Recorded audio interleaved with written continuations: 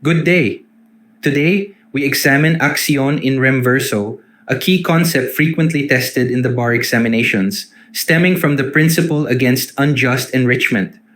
Article 22 of the Civil Code states, every person who, through an act or performance by another or any other means, acquires or comes into possession of something at the expense of the latter without just or legal ground, shall return the same to him.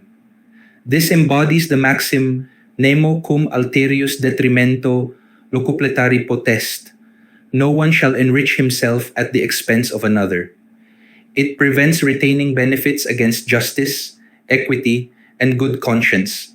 Article 22 is an independent source of obligation from Article 1157, distinct from contracts or specific quasi-contracts, imposing a duty to return when enrichment lacks just or legal ground. Remedies include quasi-contracts, specifically negotiorum gestio and solutio indebiti, and accion in rem verso.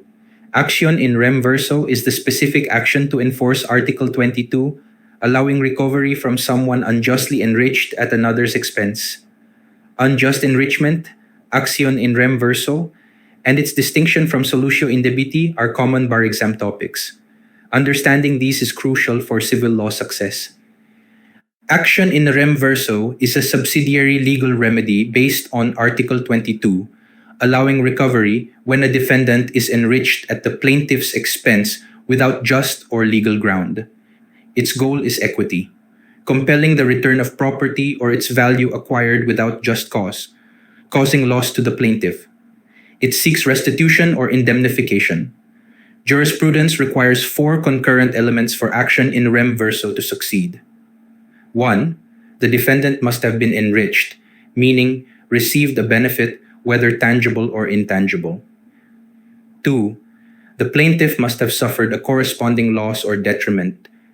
The enrichment and loss must be related. 3. The enrichment must lack any valid basis in law, contract, quasi-contract, delict, or quasi-delict, as distinguished from legitimate benefits, e.g., paying a valid debt, receiving a valid donation, benefits from a valid contract. And 4. The plaintiff must have no other available legal remedy in keeping with its subsidiary nature. These elements were enumerated in the 2004 case of University of the Philippines versus Philab Industries, Inc.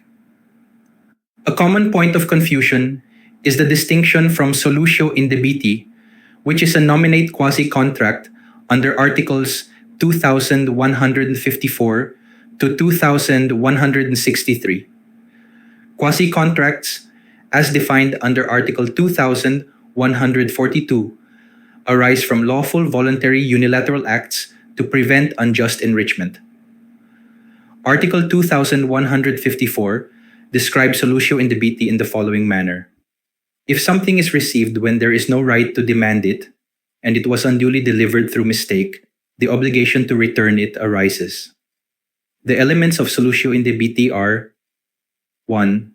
Receipt of something. 2. No right to demand such thing. 3. Delivery was made through mistake. Note that mistake is essential. Let's compare accion in rem verso and solutio indebiti. As to basis, accion in rem verso stems from Article 22, which concerns the absence of a cause, while solutio indebiti arises from Article 2154, which involves mistaken delivery. As to the role of mistake is not required for accion in rem verso, while it is essential for solutio indebiti.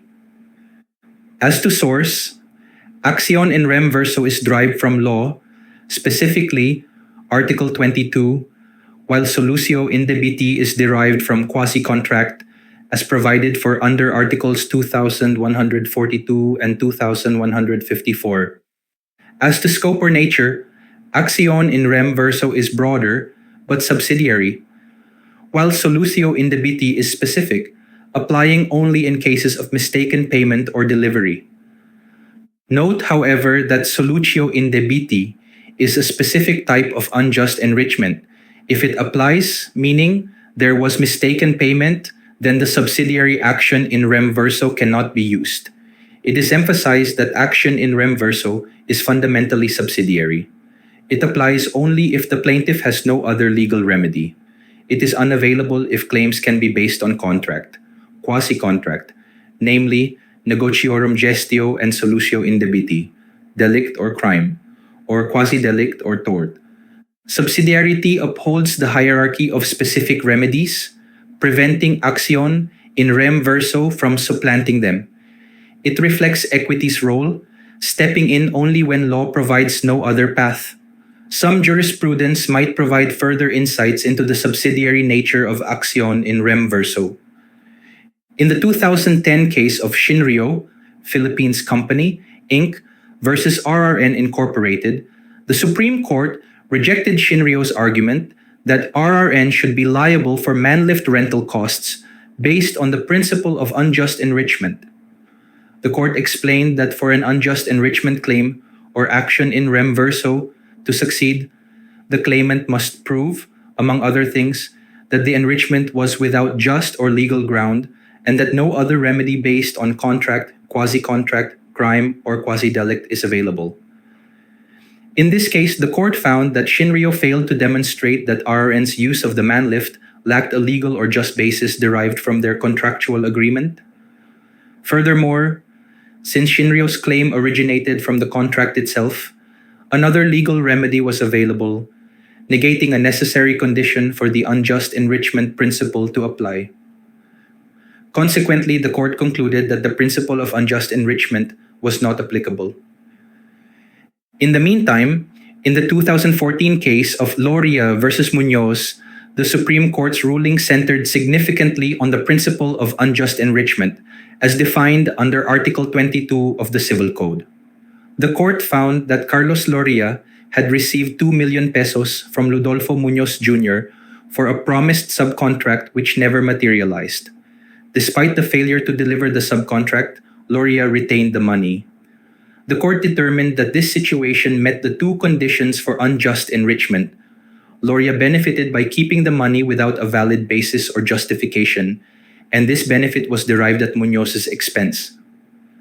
Consequently, Loria was obligated under Article 22 to return the sum to Munoz. Importantly, the court held that preventing unjust enrichment is a public policy exception to the in pari delicto doctrine, meaning that even if the underlying agreement were deemed illegal, recovery could still be allowed to prevent one party from unjustly enriching himself at the expense of the other, who received no benefit. Lastly, in the 2020 case of Yon Mitori International Industries versus Union Bank of the Philippines, the Supreme Court denied the petition filed by Rodriguez Ongtan and affirmed the Court of Appeals ruling ordering him to reimburse Union Bank almost 400,000 pesos plus interest. The court held that Tan was obligated to return the funds withdrawn against a dishonored check based on the principle of unjust enrichment, as he received and utilized the money despite knowing the check was drawn against a closed account and thus had no right to the proceeds, while the bank suffered a corresponding loss. The court rejected Tan's defense invoking the bank's alleged gross negligence, finding that the bank's crediting of the funds before clearance was due to a technical error, not the blatant violation of internal procedures seen in cited precedents, and emphasized that Tan, unlike parties in those cases, directly benefited from the error in bad faith. For the bar exam, expect questions asking to 1. Distinguish action in Rem Verso from solutio indebiti. 2. Define or enumerate action in Rem Verso and its requisites. 3. Apply the concept to factual scenarios, focusing on elements, especially subsidiarity. When distinguishing, state similarities, such as the prevention of unjust enrichment, plaintiff loss and defendant gain, unjustified enrichment, and duty to return, as well as the differences, including the legal basis, the law in Article 22 versus quasi-contract or mistake under Article 2154, the requirement of mistake, and nature of the remedy, whether subsidiary or principal. Some key points to remember. Memorize the 4 elements of action in Rem Verso. Master its distinction from solutio indebiti. Always apply the subsidiary character. Check for other remedies first. Thank you for your attention.